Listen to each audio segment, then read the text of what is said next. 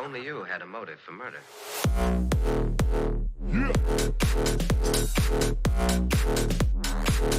Yo, what's up, Henry? How you doing?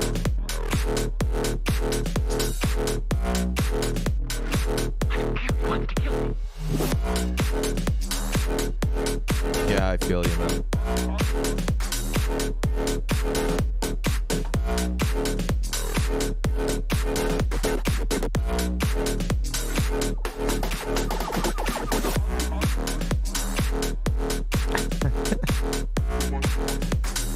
Jesus, how could they?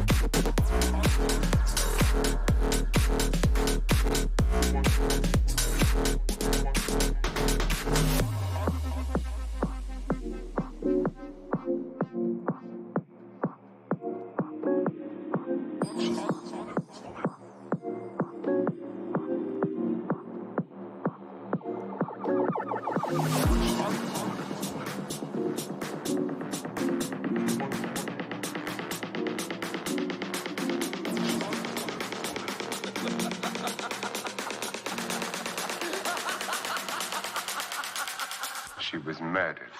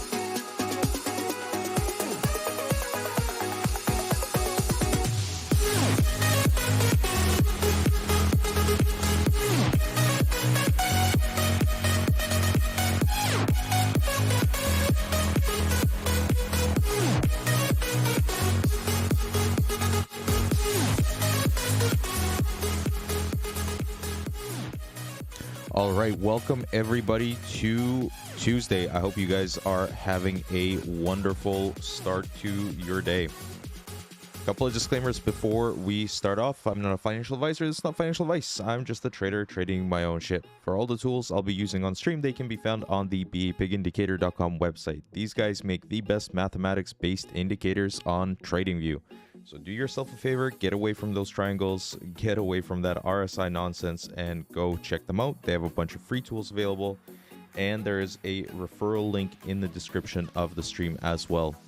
Also, they do have a Discord available. Come follow us there, come hang out, ask questions, learn new concepts, and it's a fantastic resource for everybody because there are a lot of knowledgeable people there that are doing their best to spot occurrences to further push themselves in the trading world. I do have a Twitter available as well. I do some shit posting on there, and I also do my best to spot occurrences outside of the stream as well. So go follow me there. All right, let's get into it.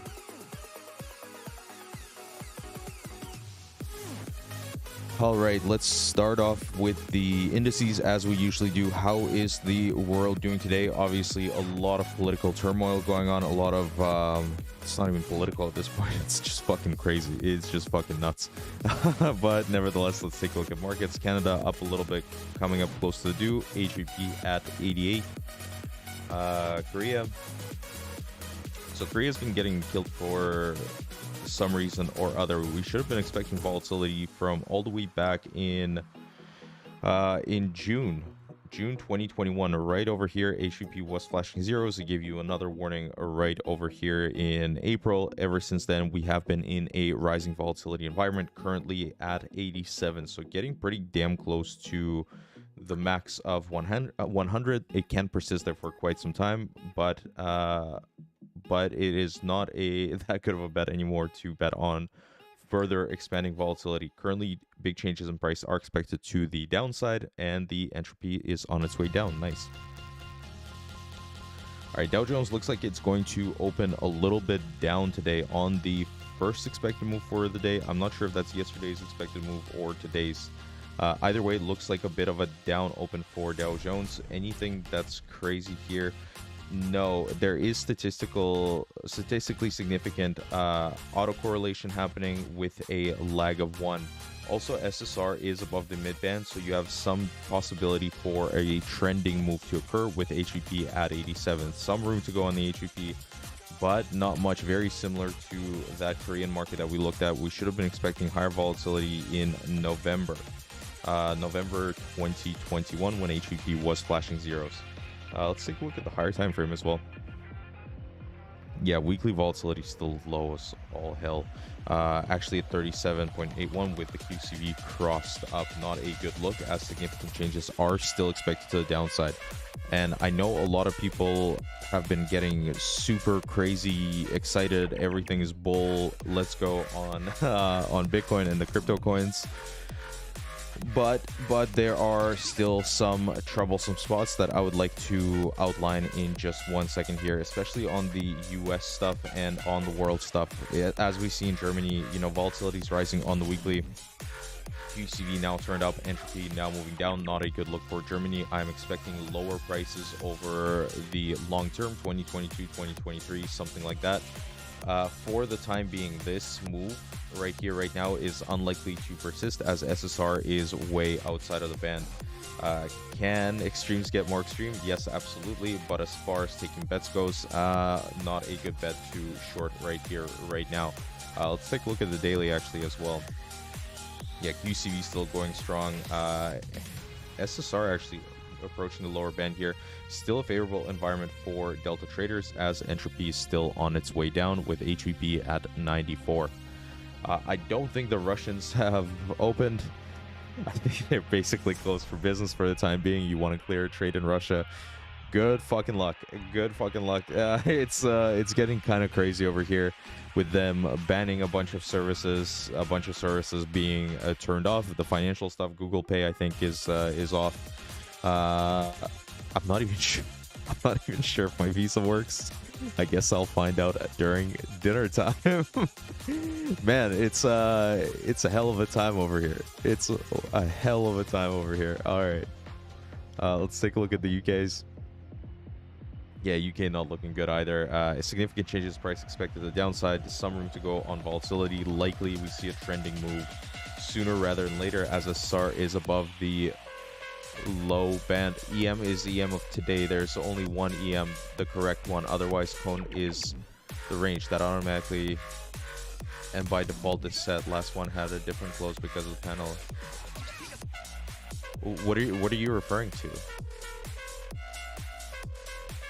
Yeah, I think if you're talking about the Dow Jones, the EM that I was talking about is because it's pre-market. I don't think it's calculating today's EM. I think it was for yesterday's EM.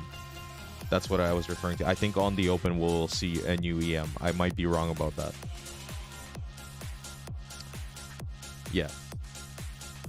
Let's take a look at UK. Significant changes price expected to the downside. QCV turned up with HVP at 78. Got some room for volatility left to go here. I think the more worrisome is the weekly stuff on all the major indices, as volatility is extremely low. On the UK stuff, it's at 19.45, so very low. Plenty of room to continue expanding forward. For China, let's take a look. What was the SSR you said was the odd one out? Oh, I can't remember what market we looked at. I can't remember. We'll have to go back. I saw you posting in Discord saying that, hey, Vlad was noticing that SSR was the only one that was showing some possible positive autocorrelation. I'll have to take a look back through the stream. I have it recorded. And if we spot it again today, because I think it was... it might have been one of the US indices. Let's actually move on to the US stuff. I don't think much in the world has changed. China, not much. Still expecting higher volatility. Hang Seng. SSR above the mid-band here. HEP at 79. Got some room to go. QCV turned up. Significant changes of price expected to the downside. Not a good look for HSI.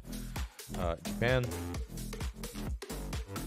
Yeah, this has been one fucking tough market to make bets in. Not much has changed since yesterday. Hearst is in mean reversion. Some room for volatility to continue expanding. Let's take a look at the higher time frame. Yeah, it might have been BTC. Weekly doesn't look good in Japan. Not a favorable environment for Delta players. However, the significant changes are expected to the downside. You have some possibility for a trending move to happen, and HVZ is on the lower band, so expect volatility soon, and QCV is turned up as well. You like the title, dog? Thanks, bro. I thought of all of 2 minutes of... All right. Nikkei, extremely high volatility. HVP at 99. Not a favorable environment for Delta players anymore. This is probably a decent one to sell some puts in, actually. Scarier on the weekly, however. All right, let's take a look at Dow Jones. It's been installing. Yeah, fuck. Okay, this is... are we open yet? No, we got 5 minutes till the open. Okay, here we go. The scary stuff on Dow Jones and most of the other US indices. It's the QCV and it's the low reading on the HEP. We got plenty of room for volatility to continue expanding here, currently at 37. This is going to take some time because, well, just weeklies, you know, usually if I expect, for example, 30, 60, 120 candles for volatility to take place in weeks, that's roughly 2 years, just over 2 years. So that's quite some time. Currently, the big changes in price are expected to the downside. We already hit the first expected move for the weekly, so getting pretty crazy already.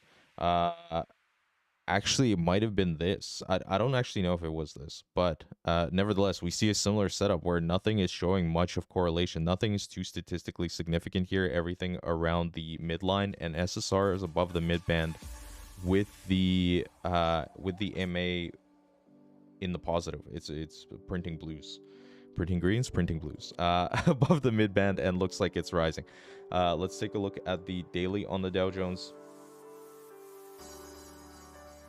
On the daily, we do see the Durbin-Watson test here giving us positive autocorrelation that was statistically significant, although it has exited that today, actually. Was this today or yesterday? This looks like it was yesterday. Still quite a quite a significant thing from my perspective. This is autocorrelation with a lag of 1. SSR still above the mid-band. Volatility still has room to continue going. Let's take a look at the S&P 500s. All right, so with the big pump in crypto yesterday, everybody is expecting up only for the time being, at least on US indices. Not too hopeful. Significant changes in price still expected to the downside, although entropy has now started rising, suggesting it's not a favorable environment for Delta players. QCV occurrence has come to an end. We have to wait and see how this closes today. And the SSR is fucking around with that midband pretty hard and currently rising. This could spell a troublesome move down. Let's take a look at the weekly. I hate being bearish. I hate like looking to the downside. Especially with where we are on the probability on the daily, that does have to get taken into account. You know, we saw some plays off of the 1% cone here. Currently, we're between 1 and 5% cones. So if you are betting on the downside, you're betting somewhere between 4.32 heads in a row and 6.64 heads in a row. Is it possible? Yes, but is it likely? No, it's not. It's not a bet that is, for myself, let's say, worthwhile. Currently, volatility is pretty high too. HEP at 97 with HV at 26. Let's take a look at the weekly. Yeah, we did end up hitting the first expected move. Still a pretty damn scary setup here on the weekly for the S&P 500. Entropy on its way down, significant changes expected to the downside, QCV turned up, and a rising volatility environment. Not much in the way of autocorrelation, so we might see some bullshit in the meantime. For example, the SSR is below the midband here, doesn't seem to be rising quite yet. Let's take a look at NASDAQ. NASDAQ also SSR on its way down, QCV still turned up, and entropy is still on its way down. So could we see a scam week, a scam 2 weeks before we resume the downward direction?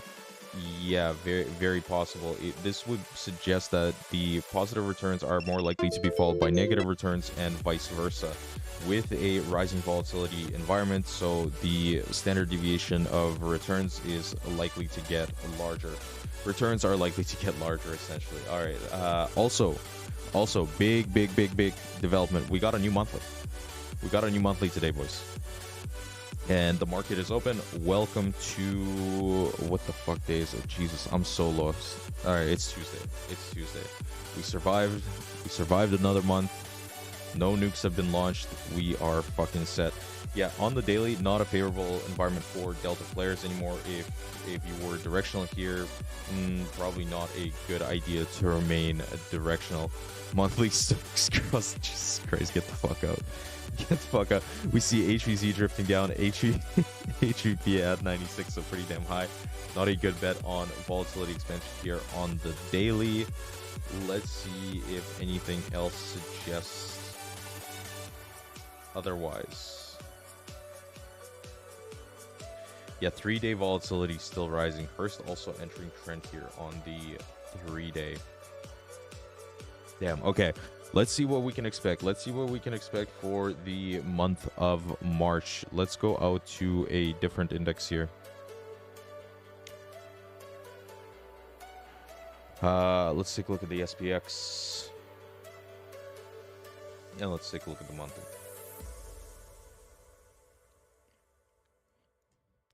Okay, so this is the issue that I have with the monthly, and obviously this is going to take a shitload of time.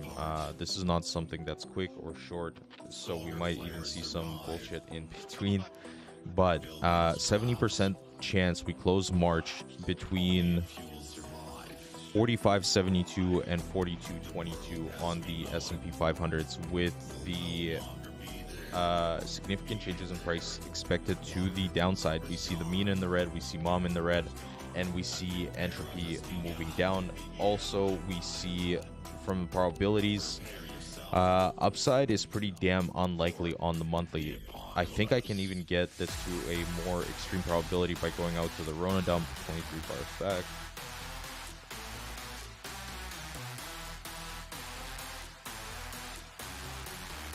Yeah, somewhere between the 1% cone and the 5% cone.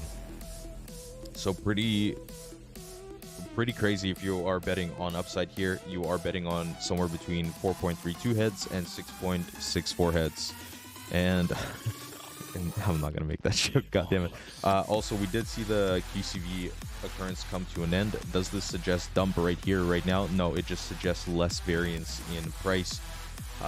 The scary thing is here, the new SSR picking up around the mid-band here on this move down. So although this can take some time, actually quite a long time, it's not a good look. If you combine that with the fact that, you know, euro-dollar futures curve is inverted, we got trouble in the bond market, where actually bonds have been moving down, contrary to what everybody's been shouting about, where it's inflation, rates are going to shoot through the roof, everybody short TLT. The 30-year made a pretty fucking significant move down, and it looks like it is still moving down. And actually, the inversion stuff has gotten a little bit better on that move. So do be aware of that. There does seem to be some sort of dollar tightness with Russia being kicked out of SWIFT. That just means less dollars moving through the system. That's going to have all sorts of knock-on effects that people haven't accounted for, that the gigabrains in the Federal Reserves haven't really, you know, considered. Certainly, I don't think politicians even know economics. Oh, they don't even give a fuck about math, economics. They just care about narratives. Is this popular? I will do it. That's literally what you do as a politician. So they're gonna cause some shit. They're gonna cause some shit, I think. And the stance of the market, you know, we, from the tools perspective, we are expecting higher volatility. We are expecting significant changes in price to the downside. We see QCV starting to turn up. We see entropy starting to move on, I think, the NASDAQ on the higher time frames. Yeah, entropy moving down on the NASDAQ on the higher time frames. Can we still move up for this week, next week, maybe the week after? Yes, absolutely. You got to remember the market is random, and actually that is what I would assume to be the case, because on the weekly, we don't see the SSR in a trending stance. We don't see any sort of positive autocorrelation. We don't know if this is statistically significant, although VRT looks like it's entering some possible positive autocorrelation. But the significant changes are still expected to the downside. I don't like to say that, but it is what it is. It is what it is. All right, let's get into crypto stuff. How'd the NASDAQ open, by the way? Yeah, it's okay. Just within the first expected move. Let's take a look at Bitcoin. So this has been the big story. Bitcoin saw some crazy volatility over the last 2 days. It got pretty nuts. It got pretty nuts. So we see entropy moving down on the daily. HVP now at 55, still has plenty of room to expand, and you are likely to start something new here on the SSR. Still below the mid-band. Still below the mid-band on this move up. Let's take a look at the weekly for Bitcoin. Okay, so as I was suggesting yesterday, hey, you could still see Bitcoin come up to the due and nothing really change from the weekly perspective. I still expect the significant changes in price come to the downside. We've done that, and actually we have a 70% chance of closing the week below 42,209. If things get insane, we could see Bitcoin as high up as 55,584 this week. I don't think that should be, you know, the thing to bet on, as you have a 1% chance of closing above there for the weekly close. I don't know if I can see a monthly move. I might have to change the sampling period. Yeah, I don't think it'll calculate. All right, we'll leave it as is. We'll leave it as is. Some things have started happening on the daily. One of them is the QCV cross up. Hearst is now in trend. Still expecting higher volatility overall, although we might take a bit of a pause here with the HVZ near the top end. Take a look at BLX. Okay, let's take a look. I think that's the is it Bitcoin Liquid Index? Is that it? I thought there was okay. Let's take a look. Why am I looking at the BLX?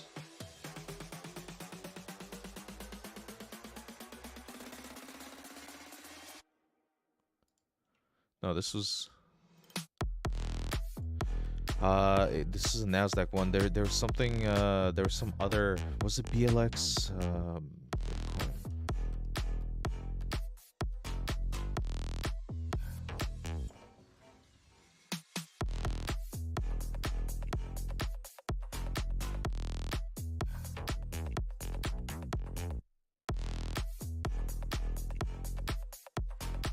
All-time history index. Yeah, I don't think I'll be able to sample enough. I mean, we can change the sampling period for the expected move, but it will be accurate for that sampling period. It's just too recent. 139 bars. How many? 140 bars.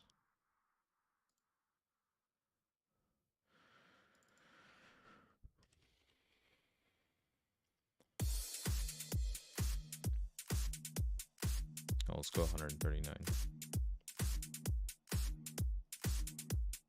All right, so for this month in the March month, for the sampling period of the entire Bitcoin history, this is as accurate as we can get it. So keep that in mind. It's 140 bars. Still quite a lot of history considering these are monthly. First expected move, 70% chance we close the month between 64,068 and 36,449 for this month. So those are pretty significant areas going forward. It is not support and resistance. Please don't use that as support and resistance. Fuck's sake.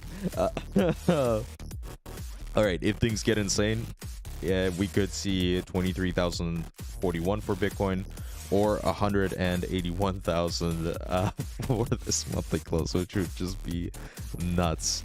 If we were to have some sort of directional assumption, well, first of all, we could look for something like autocorrelation with a lag of 1.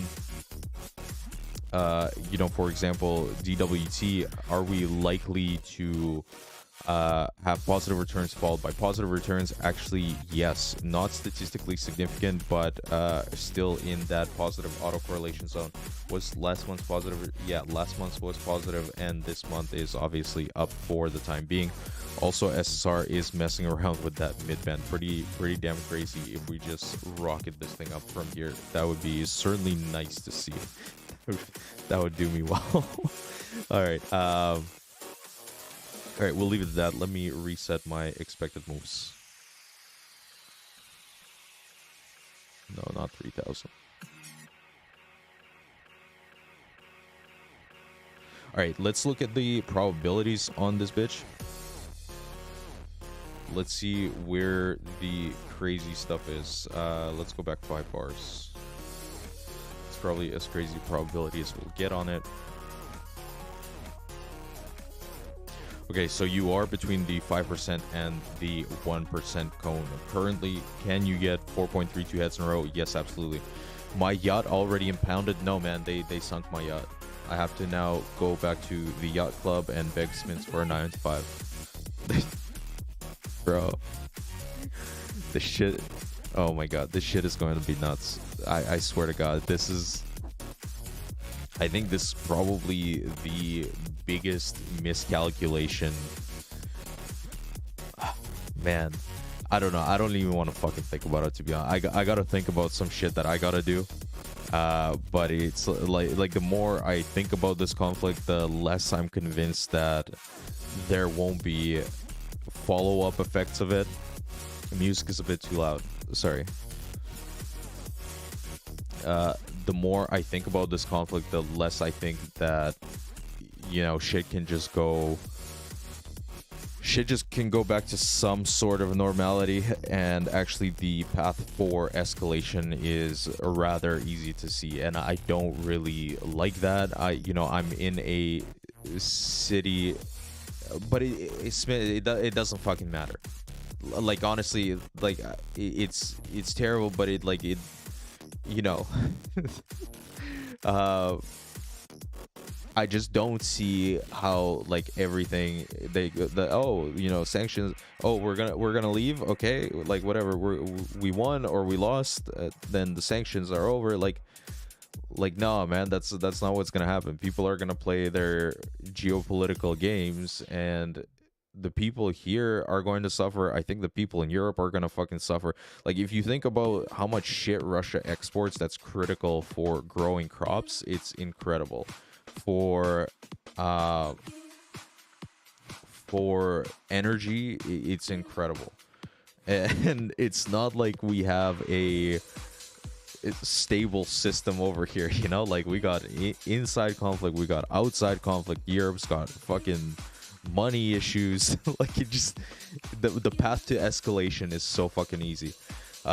Really, there hasn't been a world war for a long time now. This is escalation. Like, more of the world is gonna feel like the middle. Yeah, exactly. That's, I think that's kind of where we're heading, is to essentially make Europe a fucking war zone, whether, you know, the people there like it or not. I think people are gonna have to start accepting some crazy fucking realities, which isn't gonna be good. So if I don't even know, because like okay, imagine you're in my position, right? Like, you exit scammed out of Canada. They did their crazy shit with the vaccine passports. Fucking great. You left, you know, you went to your homeland, your motherland, everything was fine for 6 fucking months. Literally, I got a 6-month break. Okay, and now I'm looking around and shit is fucking nuts again. And like, I want to be optimistic. I really want to be optimistic, but I also have to look around and kind of ask myself, like, okay, like, are there some moves that I should be making at this point? And you look around the world, where's better? Like, where do you go? Well, like, name one fucking place. You know, you look, we have to go to, bro, honestly, fucking maybe. But I've been to South Africa, and as beautiful as it is, it's unstable as fuck. No, because Ireland, it's got all the UK problems. It's got all the fucking, you know, the vaccine passports and the digital IDs and the let's get everybody into the China system. Like, they don't give a fuck. US is probably the one that I'd be looking at the most. They got issues too. You look around in, like, San Francisco, and it's fucking junkies, and it's homelessness, and it's like the left versus the right, and everybody is a fucking Nazi, but not really. Shit is nuts over there too. And also, like, yeah, I don't think I don't know why, like Putin is not a, you know, what would you call him, a reactionary. He's an extremely well thought out like he thinks about shit. Like, whatever, you want to hate him, that's fine. Like, that's not the point I'm making. I'm making a point of his character. He's not like a reactionary, you know. So if he's doing this shit, there's got to be some sort of end game, and I just don't fucking see it. Like, I don't see how all this shit is. We're losing something like $20 billion a day, $70 billion a day, some crazy fucking amount. And it's not like, you know, it's not like he doesn't depend on people doing business here. You gotta stop living in these countries that threaten to freeze your assets. Every single country will threaten to freeze your assets. The end game could be like, don't lose Syria. Yeah, maybe. maybe. I just the cost is extremely high, and I think that they thought that this would be over much sooner. I think they're fighting against the clock right now, which is pretty nuts. When Leo DiCaprio Beach, yeah, exactly. I don't know, man. So that's the predicament I'm in. I'm sitting here thinking like, okay, where the fuck do I go next? Where do I exit scam to? And everywhere you look, it's kind of looking bleak. I honestly, okay, here's what we do. I think I have an idea. I think we form our own DAO. All right, get this. We form probability DAO, whatever the fuck, and then we go and buy land somewhere where nobody gives a fuck about it, and we hear me out. We go and buy land in the middle of nowhere, and then we literally make people work for our currency because it'll have the best reserve assets in the whole fucking world, and then it invades TA retards. Yeah, live on sailboats. Oh my god. Bro, no inflation. Deflation only. Down only. No inflation, guys. Fuck inflation. Fucking Robert. You know why they did the inflation shit to begin with? No, we're gonna import all the girls. What are you talking about, man? The amount of bitches that are gonna be exit scamming. The reason they did inflation because they tried to hack the unemployment rate. So they're like, yeah, inflation's way better. Because like if we have a little bit of it, it's better because then we'll hack the unemployment rate and then we'll get a little bit more employment than maximum employment. And it's the dumbest fucking thing ever because they didn't even consider shit like people not participating in the workforce. It's so dumb. Should just go back to the Peter Schiff standard, honestly. It would be fucking better.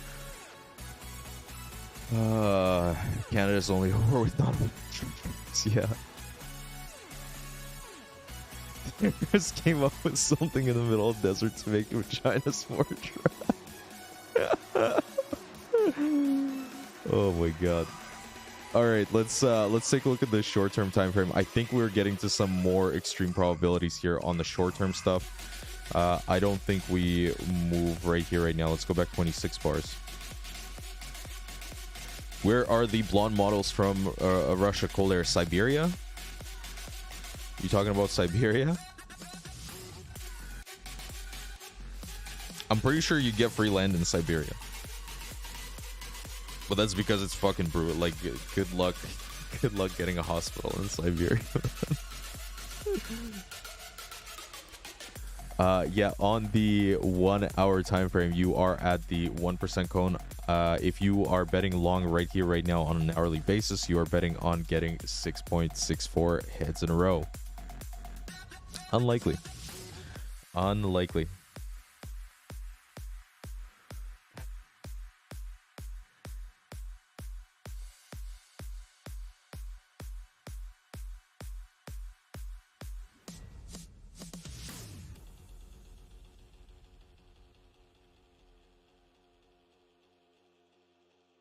Sorry, guys. Give me 1 second here. Yeah, just talk about how the French suck on us. I'll be right back, boys.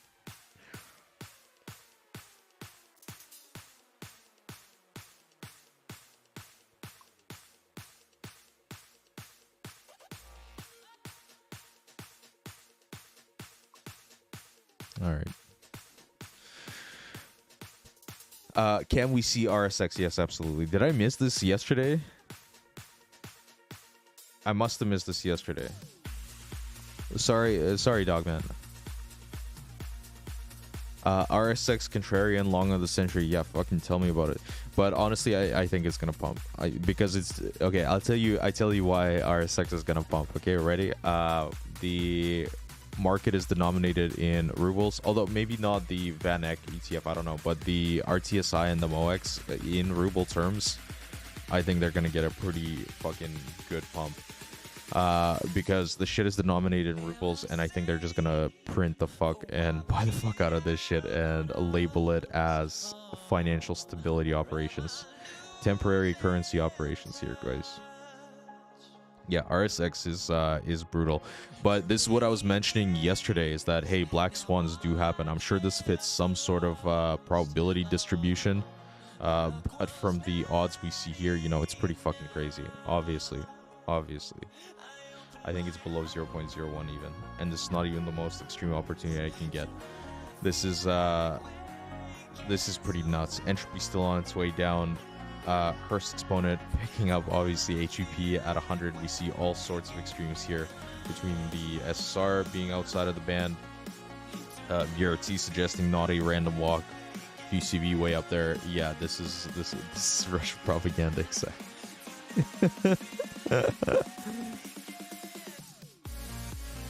Yeah, this shit looks nuts. Spy next, guys. You are here. You are in this. I can know Trump killer 2024. Bro, don't get me suicided, okay?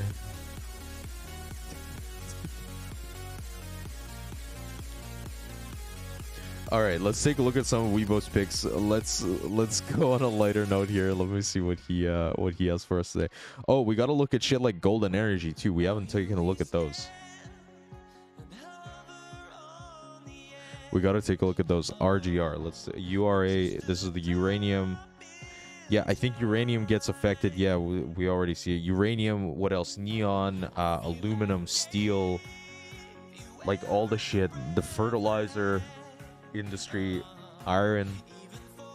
A bunch of shit is probably gonna pop off, because you literally taken like somewhere between 3 and 10% off the world supply. QCV turned up nice. Entropy on its way up, not a good look for Delta players. Also SSR way outside of the band, unlikely to persist in this fashion. Also the mean is on the second standard deviation band here. Yeah, don't call a company yellow cake. That's a fast track to get yourself inspected. RGR.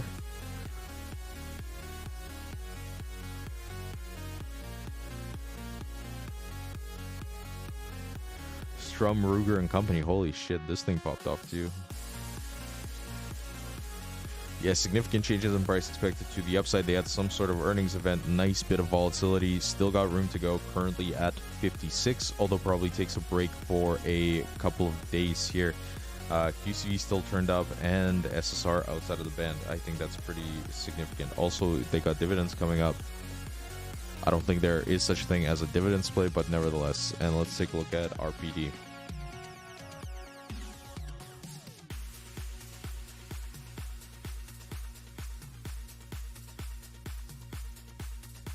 Yeah, nice. SSR above the mid band and rising, still got room to go. HVP pretty high. You are in a high volatility environment here. And QCV turned up as well. Likely this move has some more juice left on it to go, according to the SSR. Does it have to reach the top band? No, absolutely not. We saw it last time, for example, something like this. But nevertheless, you got room. You got room if this thing wants to keep climbing. Let's take a look at the weekly too. Yeah, weekly above the due and SSR above the mid band. Nice. Reggie is for renewables. Jesus fucking Christ. What happened? Oh my god. Is Uncle holding calls or what? Guys, earnings play. Guys, we got an earnings play on the table. Holy shit, this thing popped. 41% in a day. Jesus, nice. Well done. HVP at 100, HV at 108. If you made money on these calls, well done. If you are looking at this as a position currently, probably not a good bet either way. Probably would like to see volatility to start cooling off before you go shorting volatility. And probably don't want to be long volatility either, but well fucking done. Well done. How's Icoa doing, by the way? ICOA, this OTC won't have options available, but nice to expect volatility here, currently at 8.77 and rising, entropy on its way down. Nice. How's gold doing?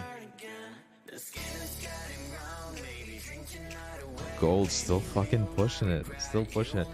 This is what we were looking at on the last stream with this move likely to continue persisting as entropy's on its way down, Peter Schiff on his way up. QCB crossed off, plenty of room on volatility, and I think, yeah, the SSR is now rising on gold above the midband. D-King, let's take a look. How do I hedge my ICOA deltas? You hedge your ICOA deltas by looking at something with high mutual info and significant negative correlation. That's one way to hedge your ICOA deltas.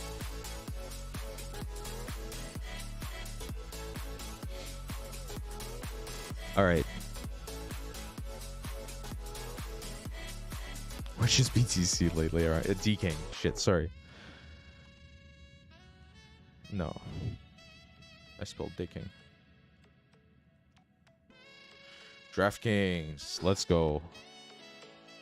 Who wants to place some bets? Yeah, nice. How recent is this? Let's see what we can expect. Volatility is very high, so betting on volatility expansion is probably not worth it at this point. Maybe wait for a short vol play. Probably get some good juice on these options. Looks like they had some sort of earnings. Yes. Let's see what we can expect on the weekly. The significant changes in price are expected to the upside. And we don't have enough data for a weekly expected.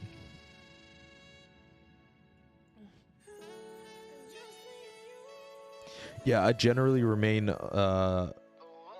long or add this to a portfolio, but probably the most juice will be in the options play here, as HVP is at 99, HV is at 132. I'm assuming IV rank is pretty damn high, and maybe it will be worthwhile to wait for this to start cooling off to give you a little bit more edge.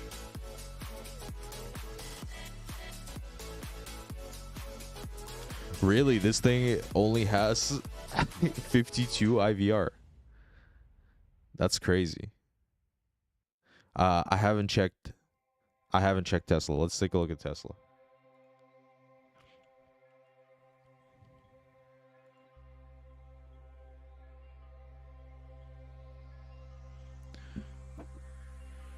Yeah, nice. Looks like we're cooling off on the daily. I'm sure this thing got to some sort of probability. Let's take a look. 38 bars.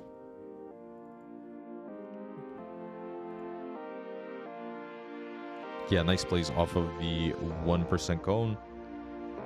Anything in trend? Yes. Yes, we got Hearst on the long term and SSR above the midband, although the EMA is a red. Damn, this is a tough one. Like the bet to make was over here on the probability cone. I think right now it's a pretty damn tough one because you got some room for volatility to continue expanding. I'm sure even on the weekly you got room for volatility to continue expanding. Yeah, on the weekly you still got room for volatility to continue. With significant changes expected to the downside, but probably spends this week, maybe next week. The first expected move is now being hit at 878, 70% chance we close below there.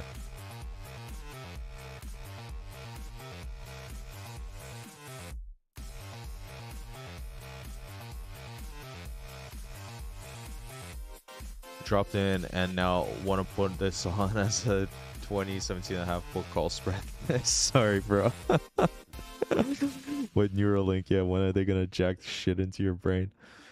Bro, just boof it, dude.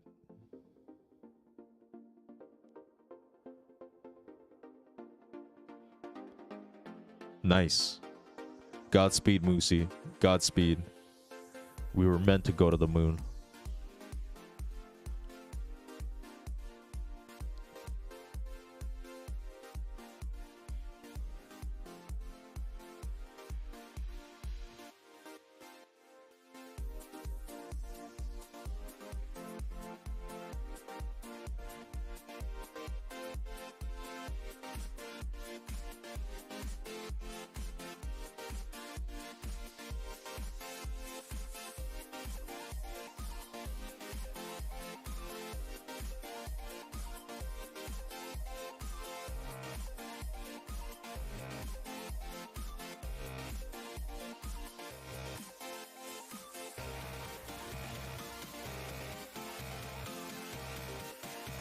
We do it because it's hard.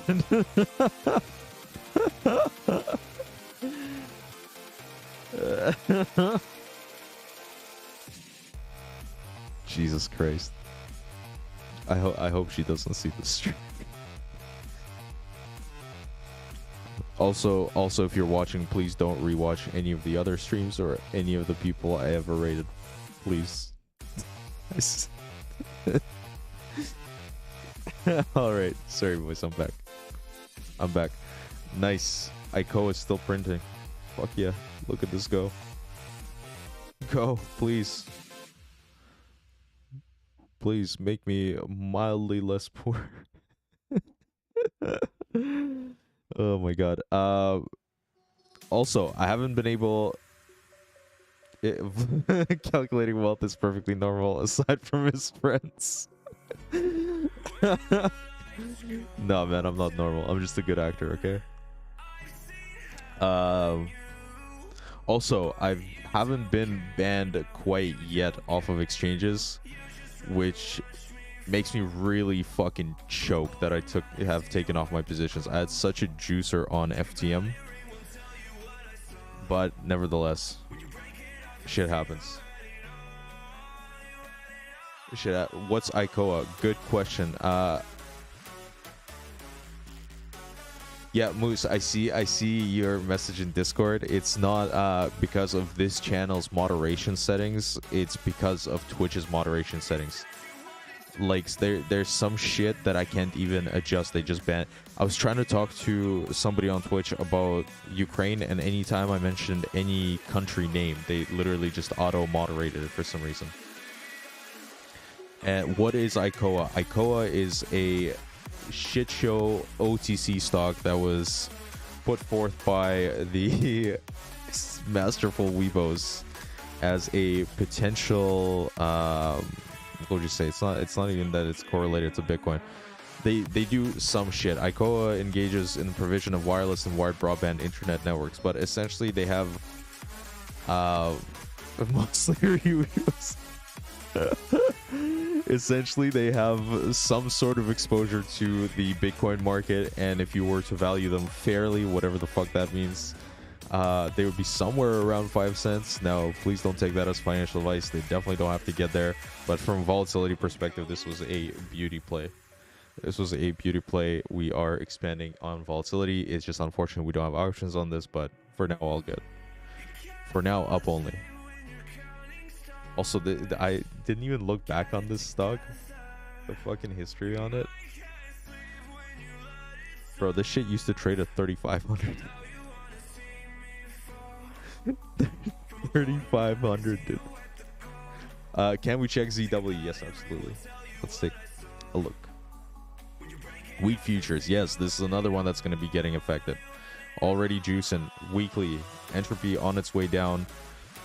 Mean on the second standard deviation band. Something like this, though, beware. It's probably going to be affected by current events and supply shocks, as much as Puppy likes to deny that word.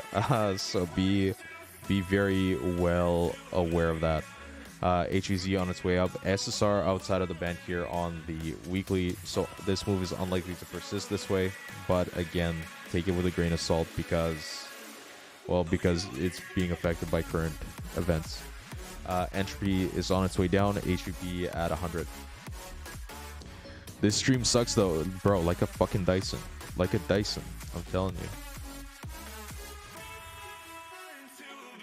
Vlad doesn't agree with dictionary. Well, dictionary's fucking dumb, dude. Who the fuck needs it anyway? Who needs words? Use math. Also, what the fuck kind of definition of inflation is that? Oh, it's inflation, but we didn't actually inflate anything. You're fucking idiots. God.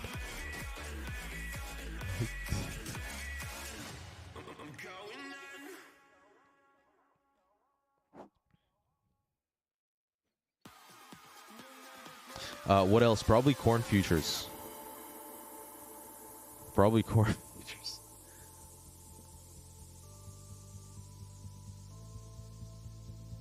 Yeah, corn futures spiking too. Bro, Poppy, please keep posting about how little I know about inflation in Discord. I got some juicers to add to the chart. I swears. Let's do another poll. Let's do it.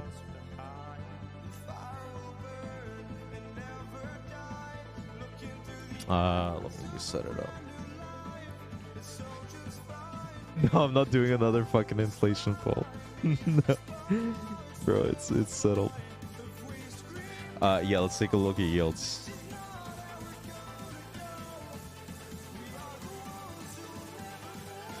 Got a quick wrap up on your inflation thoughts right now, Vlad. I haven't had the time to read your shit enough, but it looks interesting. Yes, I do. This yields moving down would suggest deflation, or at least disinflation, not inflation. It just it's the same reason why our rates in Russia jumped to 20% like literally overnight and your rates fell. It's because there literally aren't enough fucking dollars in the system.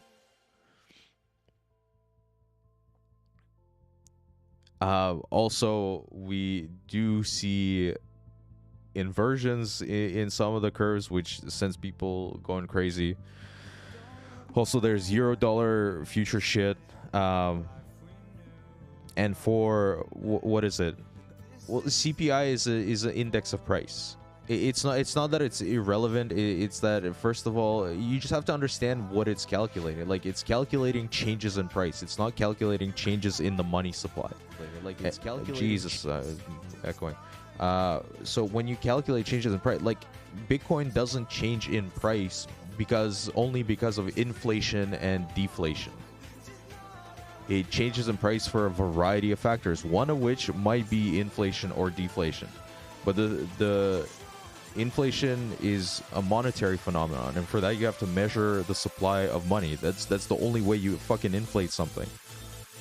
And currently we don't have any metrics for money. We have metrics for something like money, something that includes reserves, which was what everybody's getting so concerned about.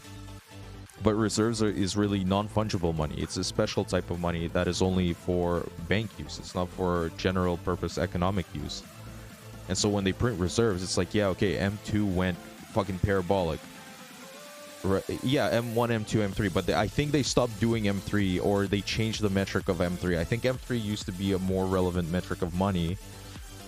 But in the case of United States, for example, because they have the world reserve currency and most contracts outside of the US settle in USD, they have a bunch of currency being created and destroyed that is not under the control of the Fed. And they don't measure that shit. And that system makes up way more than whatever the internal stuff makes up. And whenever they did QE, they didn't really do QE. They didn't do anything quantitative. They printed reserves, which is non-fungible. They literally, okay, everybody needed Bitcoins, they printed NFTs.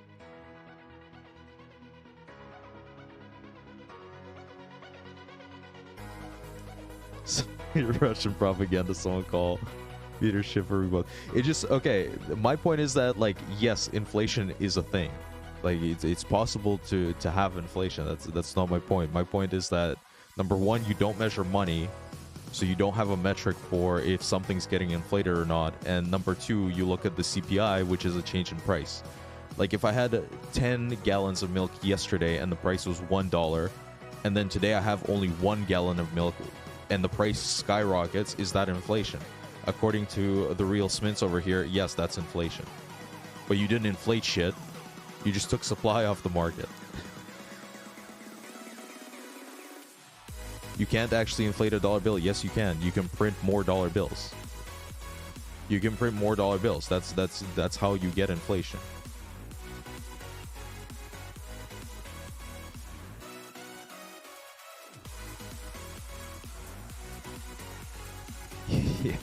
It's not inflating the individual dollar bill. It's inflating the total supply of dollar bills. Inflating Jesus. Okay. God damn it. It just, this subject is extremely complex, and I promise you it's much more different than printer goes burr so everybody buy Bitcoin. Like if you want to actually go check it out, like I'm not an expert on this, it's just like I've been putting in some work researching it, but like I'm not at best I'm repeating shit that other people have said, but I find those to be sound and convincing arguments. And I'll give you two resources. One is Richard Werner, which has done empirical studies on rates versus rates versus inflation or deflation, and the other one is Alhambra Investments, which do a great job of explaining the euro dollar system. So the M2 money supply measures reserves, or as a part of it, it measures reserves, which is mostly what they printed. Break it into pieces. We're never gonna go watch and learn. Yeah, fair enough. Okay, we're gonna do learn with Vlad. We're gonna do learn with Vlad, and then we will go over some videos explaining all this shit. I'll pick out some pieces to make the case. That's a good idea.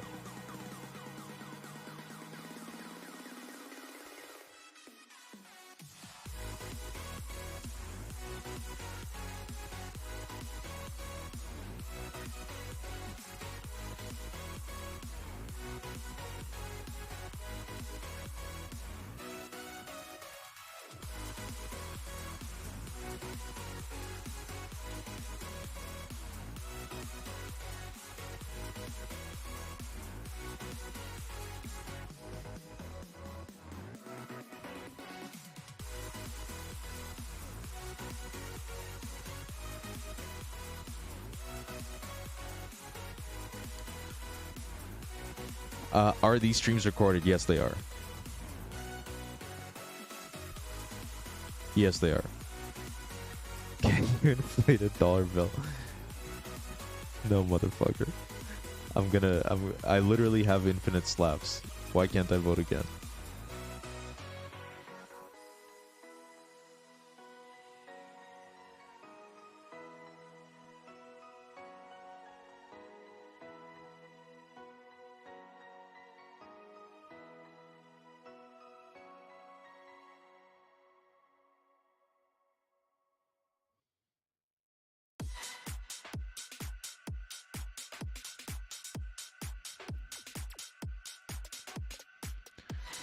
All right.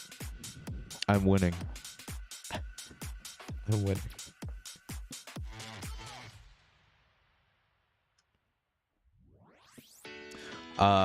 Rates. I remain with the view that rates will continue to deteriorate. I think we go in 18 months to some serious dollar tightness issues. There's issues in the euro dollar curve. I think this persists. Maybe on the short end, there's going to be spikes and whatnot because it's more sensitive to Fed policy. But overall, I think, especially on the long term, I think the rates continue going down. I think rates continue to go down. We took a pretty significant dive on the 30 years, and it looks like UCB wants to go for a cross up again on this move down.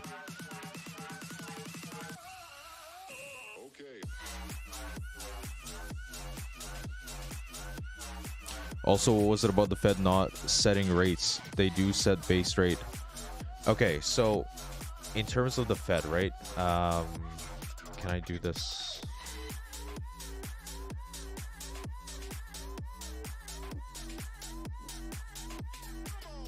All right, let's get the rates out on the table. Let's go US 20-year, which is gonna be your TLT, and then we'll go US 10-year, and then we'll go US 5-year.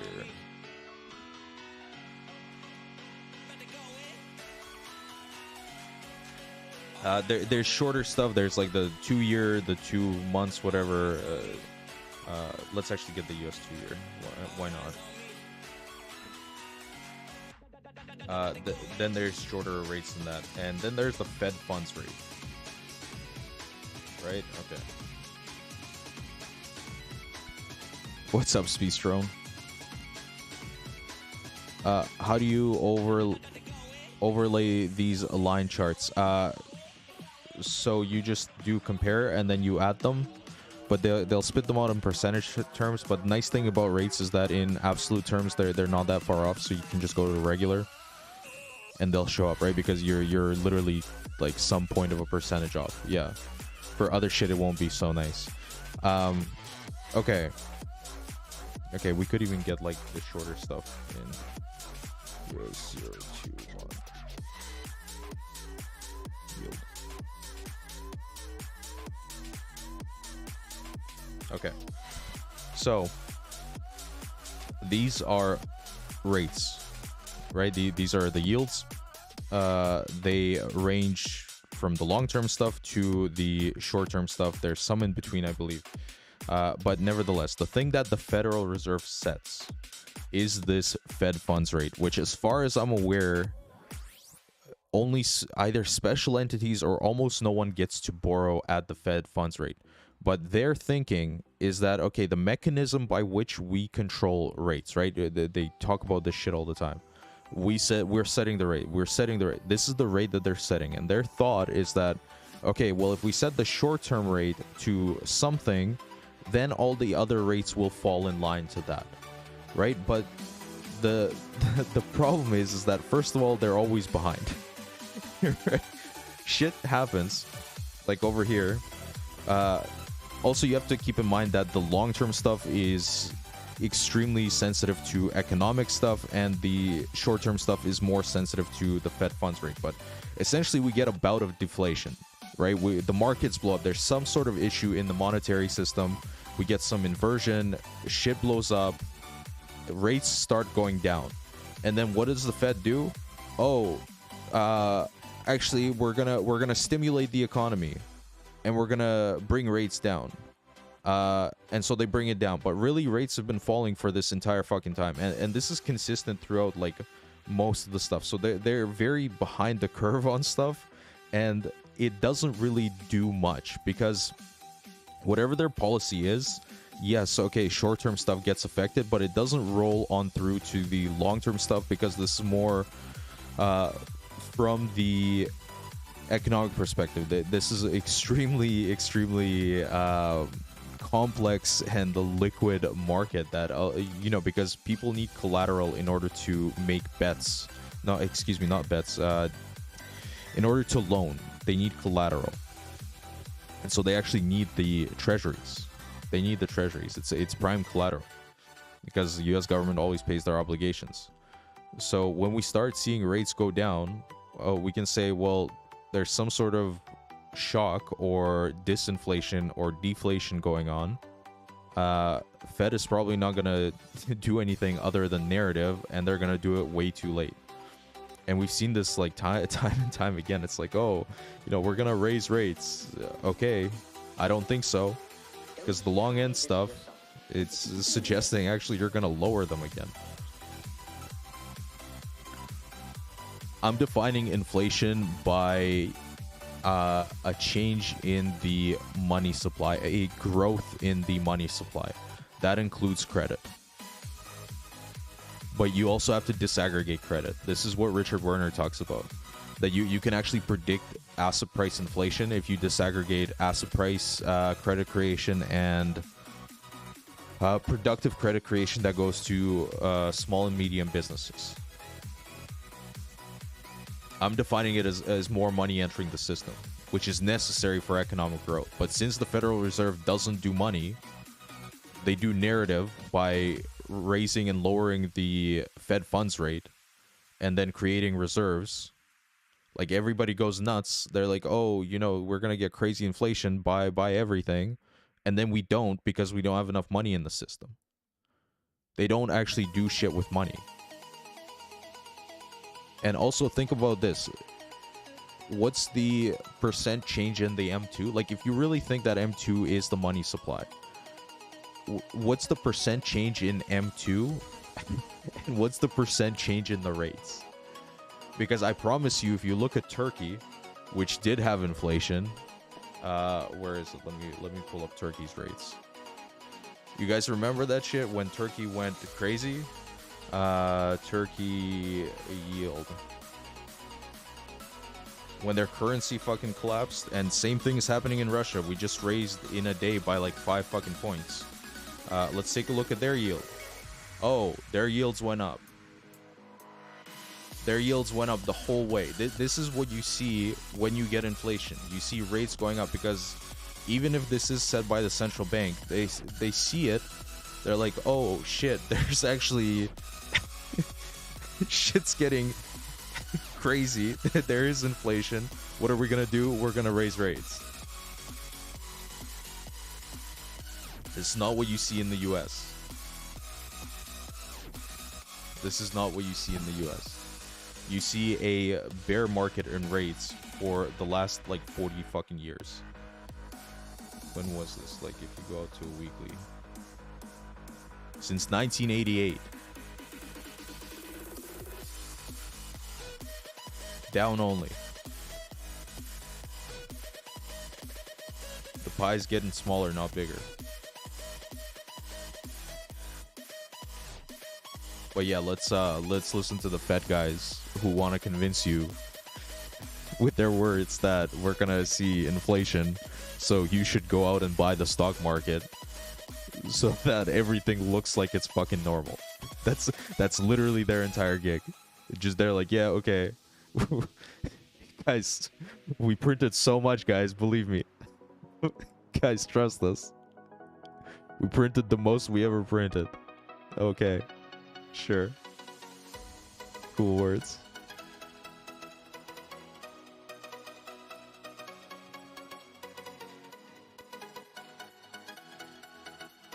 When dump. Let's go.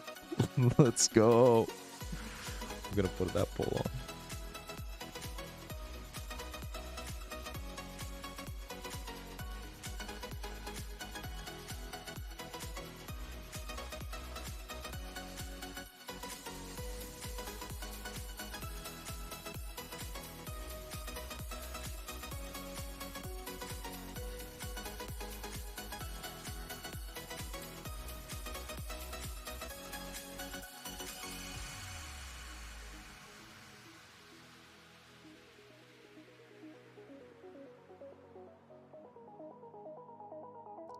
So if inflation is the introduction of new money in the system, then QE they were doing is just that. Now they stop shit's getting more expensive because of supply, not because more money chasing the same amount of goods.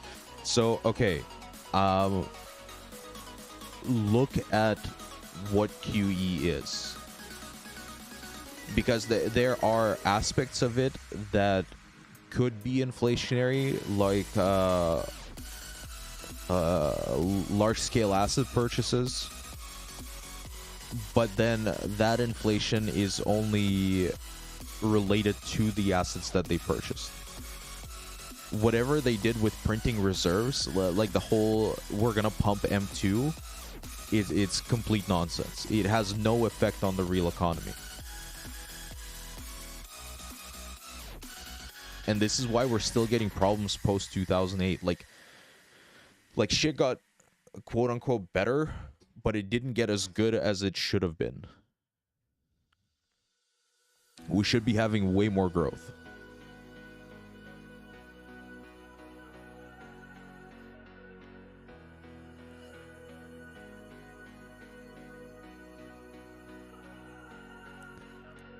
Also, you can actually look at inflation, like at least domestically, most of it is going to come from banks issuing new loans. If I have any more growth, I won't be able to keep it in my pants. Sure you will. Sure you will, buddy. I believe in you.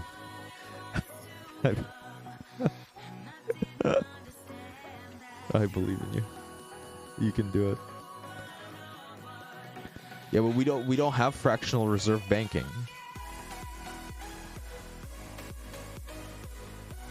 We have something like, there was like a theory in like the 1920s. We have something like that. I can't remember the I can't remember the name for it, but essentially all the players say it's fractional reserve banking, but if you okay, I gotta bring videos. I'm not skilled enough to if you look at it mechanically, like if you were to look at the mechanics behind it, it would not fit the definition of fractional reserve banking. Even though they call it that. I understand they call it that, but in effect, it's not. So inflation is constantly decreasing, or what else is causing not QE and M2 pump? So inflation can both increase or decrease. Like, that's not the point I'm making. I'm not making the point that it is decreasing, although over the long term it would suggest that yes, it is actually decreasing. But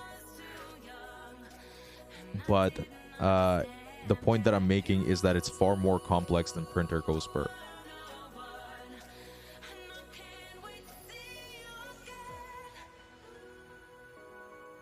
Okay, Dogman, look up Richard Werner, please. He has a whole thing on it. He did an empirical study. Whenever you sign a new loan into existence, it creates new money out of thin air. It does not use any of the reserves. No money moves from one account to another. Therefore, it is not fractional reserve banking.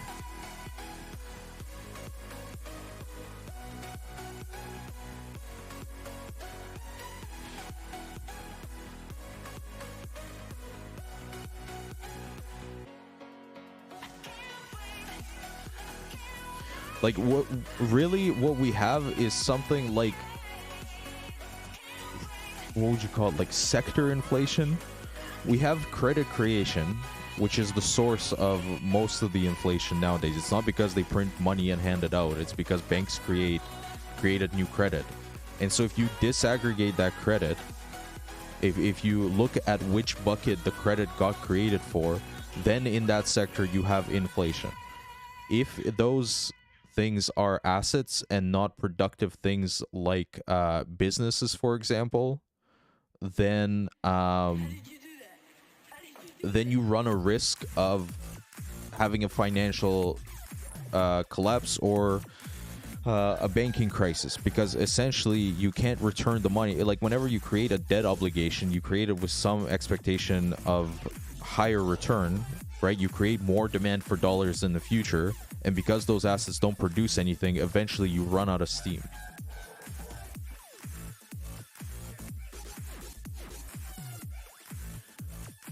Yeah, the other thing that can create it is the bank keeps small, and of course, but inflation is real. Yes, of course, inflation is real. It's just more complex. Okay, but how about fiscal stimulus? Yeah, fiscal stimulus could be a source. I'll agree to that. I'll agree to that.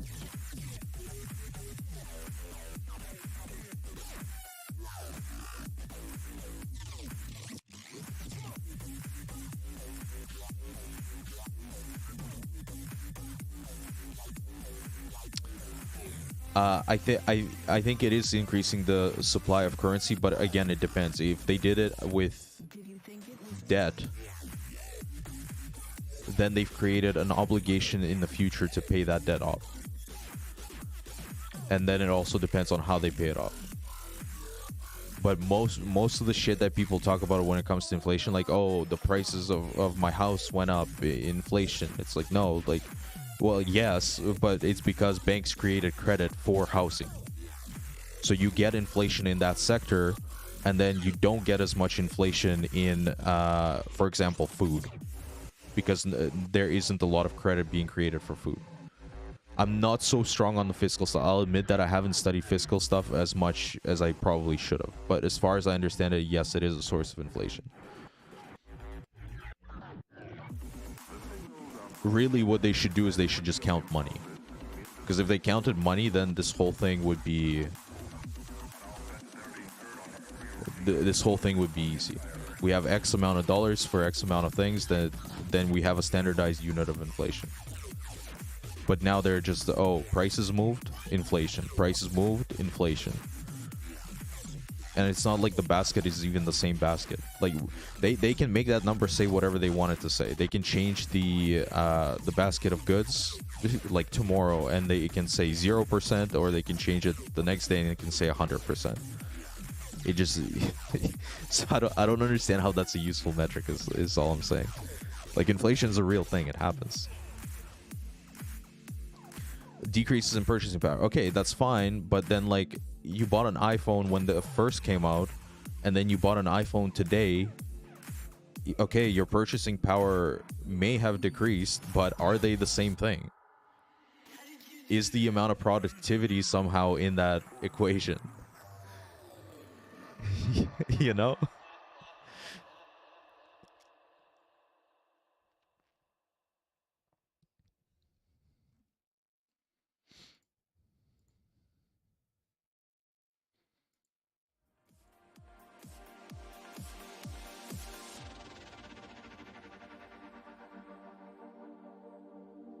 Yeah, rate hike odds just went out the fucking window. Holy shit. They measure some of the same products. So for US, it's kind of hard to measure the money because a lot of it gets created offshore. And what happens is one bank makes a loan to another bank, guaranteeing that all banks have dollars, and oftentimes they do not have dollars. And shit, like, even like, I don't know, like airline points. Like, is that money? You know, it's just, it's all so fucked. They don't even know what money is.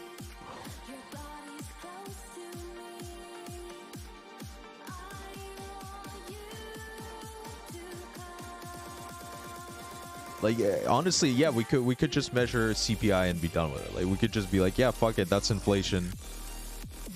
But then that's gonna lead you to make decisions that are not grounded in sound assumptions, and then you're gonna lose your shit. Like, why does everybody freak out, you know, when we have a huge dump, when inflation is at record highs? It's like, well, maybe you shouldn't have called it inflation. Maybe you should have called it a change in price.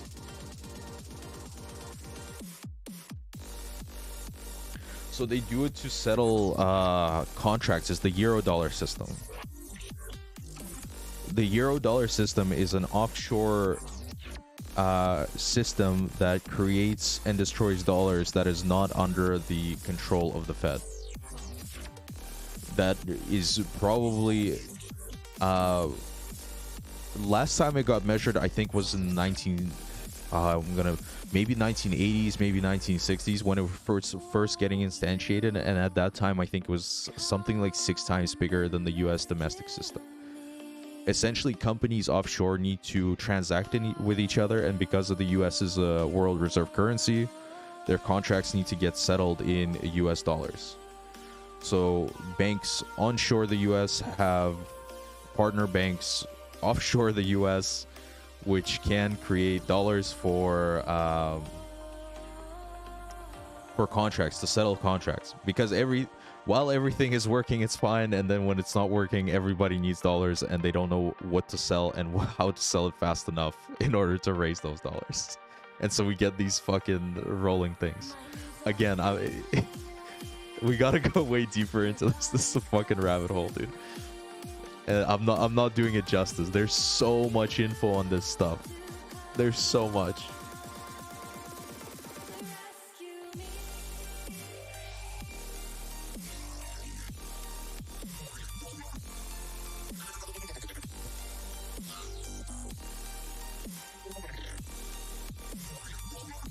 How's Corn doing?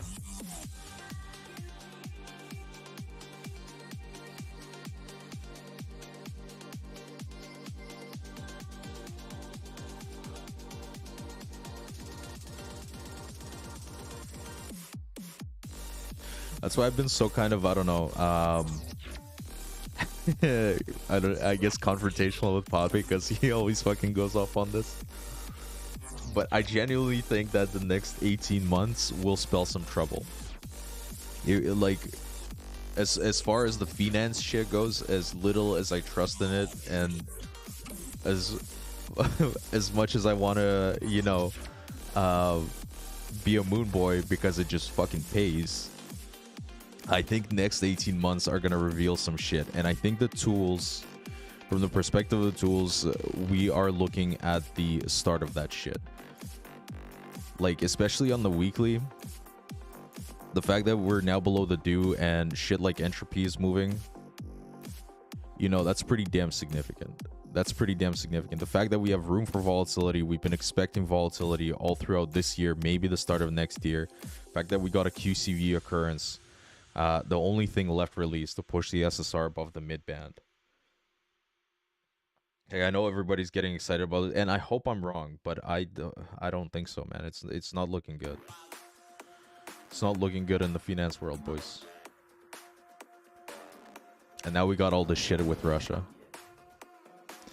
If NAS dead, BTC dead, yeah, I think everybody is essentially going to be in need of dollars, and there isn't going to be enough of them. And also, we see the same shit in, like, Dixie, even though I harp on this not really being a US dollar currency index.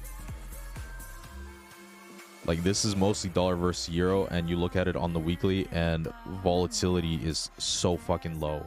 And now we got entropy, and we're expecting significant changes in price to the upside. Like, you start putting this shit together with higher energy costs too. It's not it's not a good picture here, boys. Like, yeah, okay, we have a rally in Bitcoin. Great. Fantastic.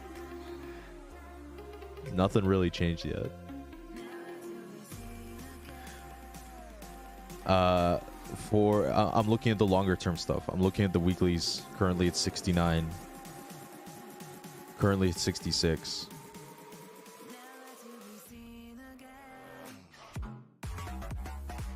No, Dixie is just it's like 60% euro. It's a basket of currencies. It's a basket of currencies. Most of it is the euro. And really, prices for currencies mostly change on flows. They mostly change on flows. There's no problem with the HVZ. The HVZ can just cool off for a bit and then go for another spike.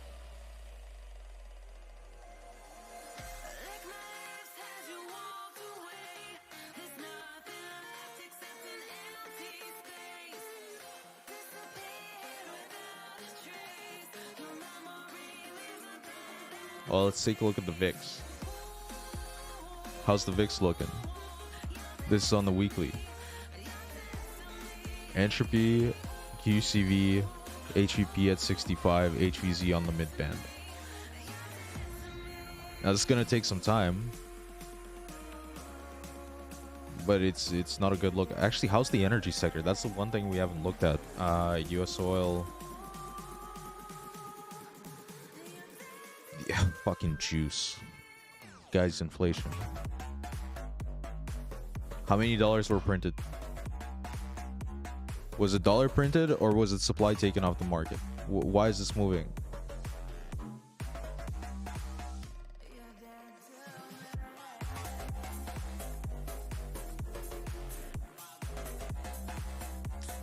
Powerful oil.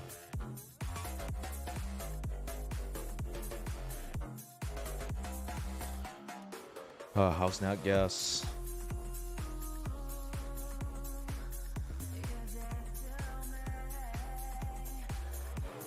Yeah, nat gas actually okay. Did we ever get a ticker for nat gas in Europe?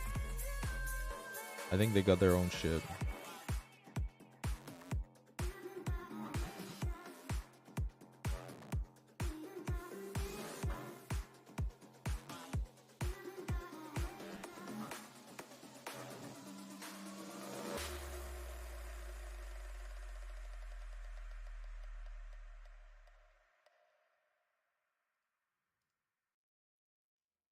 Yeah, this is UK nat gas.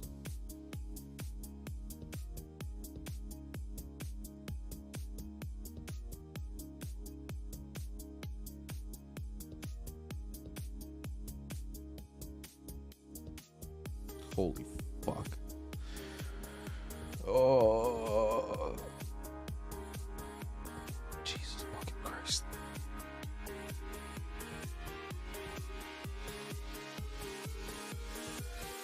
MOX is still closed.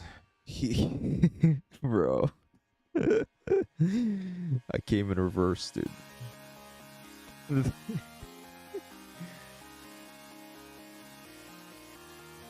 What determines the rate prices? Mostly the amount of borrowers versus the amount of lenders. Like if there are Jesus, I'm gonna fuck this up. Yeah, putting the plug in exactly. I think if there are more, double check this because I might be if there are more borrowers, rates go down.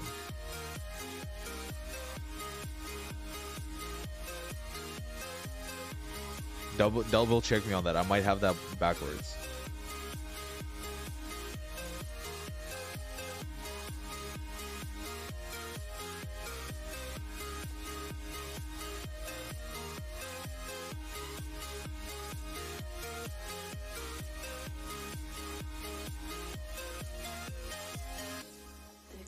Accept dictionary, goddamn it.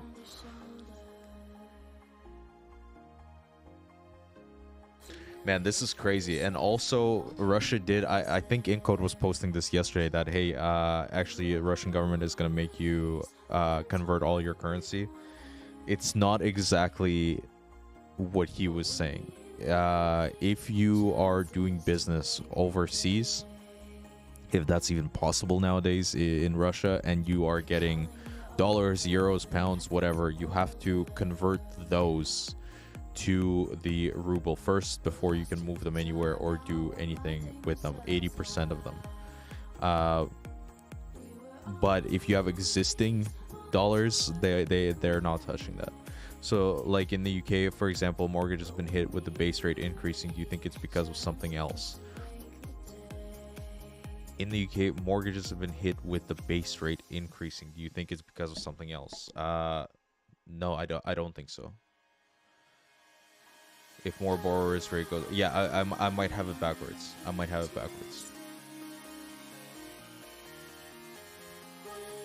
It's essentially just like how much debt is issued versus the amount of people that want to own that debt. That's all it is.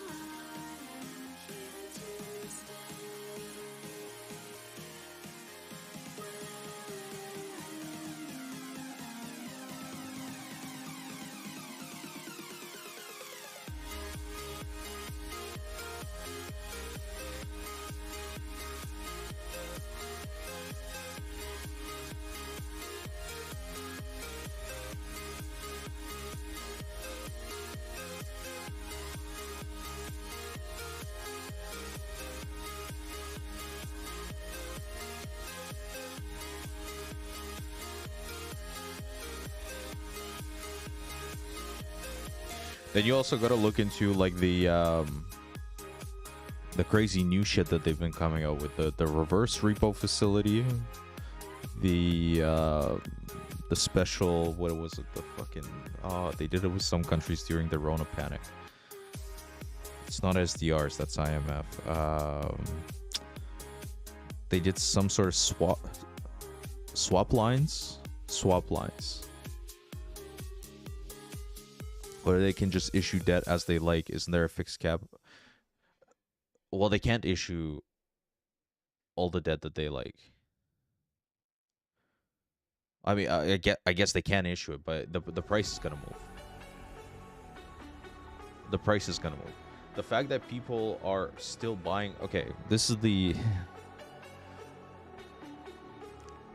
thing that, and this applies mostly to U.S. rates because their shit is like untouchable. But I think below the maybe the 10 years. Let's actually take a look. Let's take a look at CPI versus the rate. Yeah. CPI is going to be the rate divided. Okay, well, let's take a look. CPI in the economy, US CPI.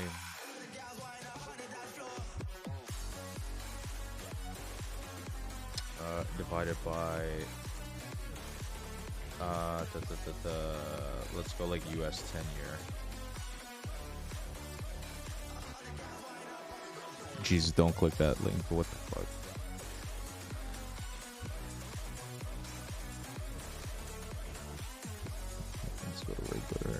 put you to...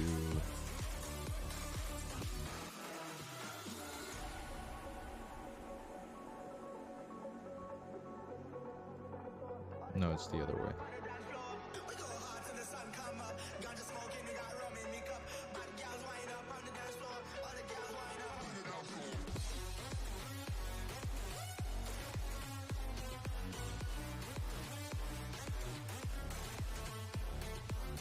Okay, so you're still getting positive rates on the 10-year. Where are they negative? Let's go out to the 5-year.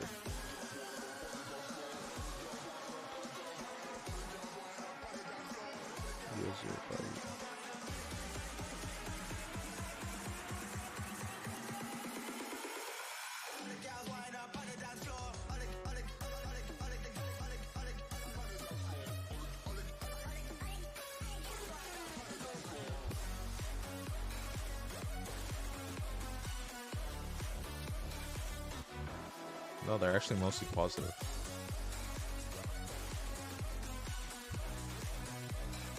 They're still mostly positive on the US stuff. Let's take a look at the month.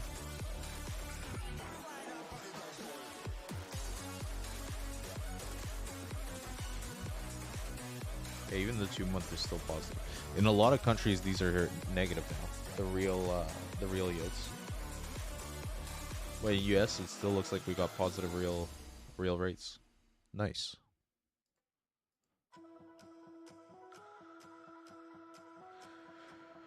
Sibcoin fire when rug pull soon, my friend. Is that shit actually on TradingView?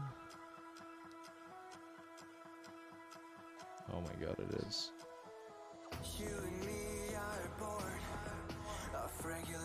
That's Jenny. Holy shit, dude! What the fuck? Real rates is the yield that you get on your bond and the rate of inflation. Like if you're, yeah, I guess they're on BitterX, so it would be on here. But holy fuck, dude! This is the new ruble, guys. The SEEP coin. This is versus Bitcoin too. This shit is nuts. Real rates is bonds or yields versus the CPI. So like if your quote unquote inflation metric is running higher than the yield that you get, literally people still buy the bonds though. So like if you buy the bonds, you're guaranteed losses. It would be like if the inflation of ohm was higher than the percent return from the APY. That's a real rate. Bro, this is crazy. Yeah, this is like hitting all sorts of extremes. Probability, SSR, HVP. Meme got up there too. This definitely, I don't know. I wouldn't fuck with this.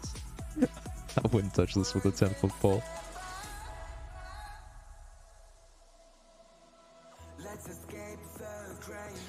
All right, let's do a quick little recap before I let you guys go on the US stuff and on Bitcoin as well. All right, for the month of March, let's go out to the longer run index. I still remain that the significant changes in price are expected to the downside for this month, with the first expected move coming in at 42.22. If things get insane at 37.01, 99% chance we close the month above there. Similarly, the first expected move to the upside for this month is at 45.72. If things get insane, we could see 5,004. Volatility expanding on the monthly, on the weekly, as well as on the daily. Daily? Yes? Am I right about? No, excuse me. Volatility on the daily is already quite high. This can persist for an undefined period of time. We don't know how long that is. We'll have to gauge it as the HVP begins to decrease. HVZ can give us a little bit better sense. Looks like it is on its way down now.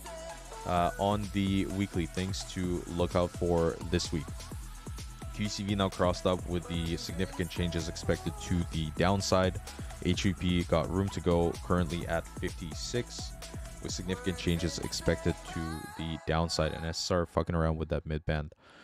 Let's take a look at NASDAQ quickly. NASDAQ starting off this week with a nice little pump, turning green right here, right now. First expected move for this week at 14.55 to the upside, 70% chance we close below there. The due is sitting at 14.966 within the, that's actually right on the second expected move almost. About 30 bucks off. Entropy moving down, QCV moving up. Volatility has room, but HVZ on its way down as of this moment, and not much in the way of autocorrelation actually right here, right now. Not the SSR. This is on the weekly. VRT is just starting to get into trend. We don't know if this is significant. Longer run Hearst, not in trend, and DWT is not statistically significant with possible negative autocorrelation. Let's take a look at the daily. Still below the due. Entropy now moving up, suggesting not a favorable environment for Delta players. SSR above the midband could give you a trending move. Do keep an eye on that as well. Cryptos had a nice pump. Be very careful, especially on the short-term time frames, as you are pushing some crazy probabilities here. Actually above the 1% cone here. I'm sure I could even set it out to 0.1%. So if you are betting on an hourly basis that we are going to continue ripping here, you are betting on getting 9.97 heads in a row. Can this happen? Yes, absolutely. It's just very unlikely here.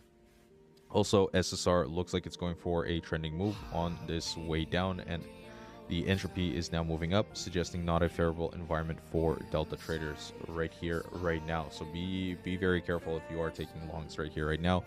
I think we move a little bit lower and then reassess. Somewhere within the expected moves for today would make sense to me. First expected move, 41,637. 70% chance we close today above there. All right, anything else that's significant? Yes, energy is significant. Currency markets are going pretty nuts with this Russia stuff, so be very aware of that. And some opportunities that we spotted were in, God, I believe uranium. What else did we look at? Siberia coin. Yes, that's it. Currently on the first expected move for the week as well for Bitcoin. 70% chance we close below 43,973. Plenty of room for volatility. QCV is kind of hinting at a cross up. Really unclear here. Let's wait for the week to close. Significant changes are still expected to the downside, and I would remain that we have some trouble in the financial markets, and the tools are kind of lining up with that. We might get a pump, you know, this week, maybe next week, to the due on some of these markets. Generally stay within some sort of expected move, but overall these things do not look good over the longer term, especially on the weekly. So be very careful out there. Be very careful out there. I wish you guys all the best. Oh, very important thing. Actually, my bad for not being able to get to this today, but we will be doing a giveaway. We are currently thinking through some ways we could present a challenge to you guys, to the community, for you guys to participate and potentially win the new Mean Pro. This thing is crazy good at spotting extremes. It takes into account the level, if there is seasonality, as well as what was the other one? The autocorrelation, I believe. A one-nth giveaway. No, not one-nth giveaway. There are all sorts of modes. I will be doing a more detailed breakdown. Trend, yes. I'll be doing a more detailed breakdown of all of the modes, most likely as we announce the giveaway, so stay tuned for that. We will hopefully make this pretty fun for you guys. I was actually having some ideas. This is anytime Vlad gets ideas, god damn it. I was having some ideas that potentially we could do like a giveaway based on percent return. You know, you could spend $1 on a trade or something like that, but use one of the tools and then you use one of the tools to place a trade, and whoever gets the most percent return, something like that. You know, obviously can be in the paper markets as well. I don't want to make people gamble, especially money they don't have. It's totally fine. But we'll make it challenging, we'll make it fun, and you guys will get a great tool out of it. So thank you to the BA Pig team. Big thank you for, first of all, programming the tool, and second of all, allowing me to do the giveaway. 125. No, it's not. God damn it.